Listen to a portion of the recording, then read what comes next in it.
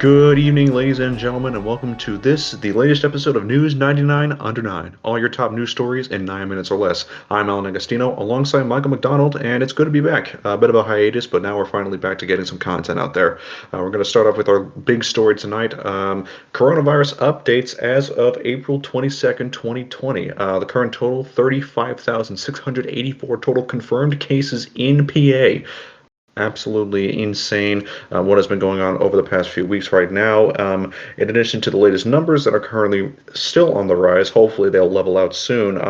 The current debate is whether or not the state should stay closed rather, or start to slowly open it up, either statewide or county by county. Mike, what can you tell me about what's going on with Governor Wolf and the House and Senate?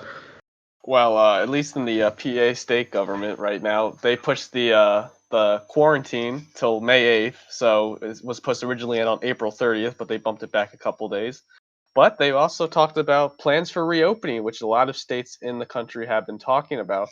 On April 17th, Tom Wolf released a three-phase plan to basically get the country or get the state back in the order it should be before the coronavirus. So basically, his part one of the plan is relief, which is basically what we're seeing now. How the state government is like helping unemployment and giving out money to food programs and such that stuff. Online schooling, all that fun stuff, and providing loans to hospitals who need to buy medical equipment and mask and gear and all that stuff.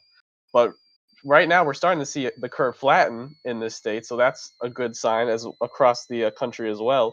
Which brings us to our second phase in the plan, reopening. So as I just said, the curve is flattening, and Governor Wolf just said before he starts to reopen, he wants to do a couple things. He says first of all, the reopening will be data driven by on a regional level rather than just one mass opening of the state.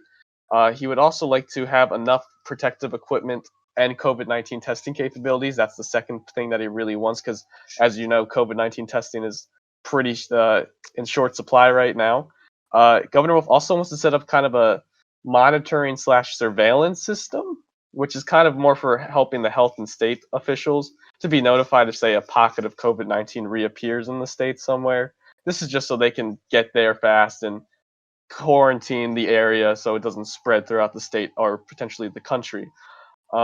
He's still going to leave restrictions on like elderly homes and prisons because he doesn't want outside people going into those enclosed places where they could potentially spread it to the vulnerable population. And then, lastly, large gatherings will still be banned, such as like sporting events, anything along those lines. They won't be back for the foreseeable future. But if everyone follows that appropriately, that can move to phase three, which is recovery, moving towards the future.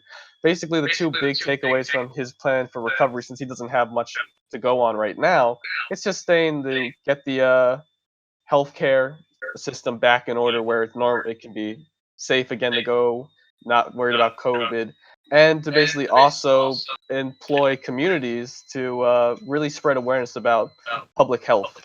So that's all he really has for that. But that's a good sign compared to say 4 or 5 weeks ago when this thing was really taking the numbers. So it's kind of good to see that a lot of states are putting this stuff out, which kind of shows a little light at the end of the tunnel.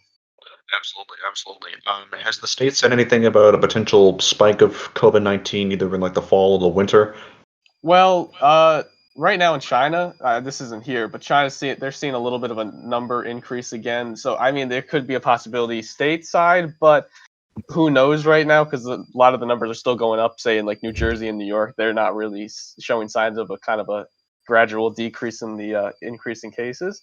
So we'll just have to wait and see on that one, because I don't really know the outcome of something like that were to happen.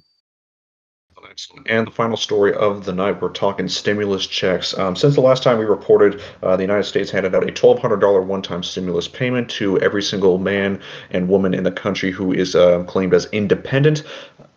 That is helping just some people kind of get by throughout this entire COVID-19 pandemic. There is now talks right now of a second stimulus check proposal. This is currently introduced by Tim Ryan and Ro Khanna. This proposal, if it passes, will provide a $2,000 monthly payment for up to 12 months, and that eligibility is actually a little different than what the initial $1,200 stimulus was. If you are single, your income is less than $130,000 and you are over the age of 16, regardless of whether or not you are claimed as a dependent, you would receive $2,000 a month. And if, in addition to this, if you're married and your income was less than 260,000, you would receive $4,000 per month. And if you have dependent children as like a married couple, you would receive an additional $500 payment per child each month, capped at 3 children. So that is the current debate going on right now. We don't know. There's currently like no update as to whether it's going to pass or not. Obviously, people can hope for one way or the other, but we will just have to wait and see. Mike, any thoughts?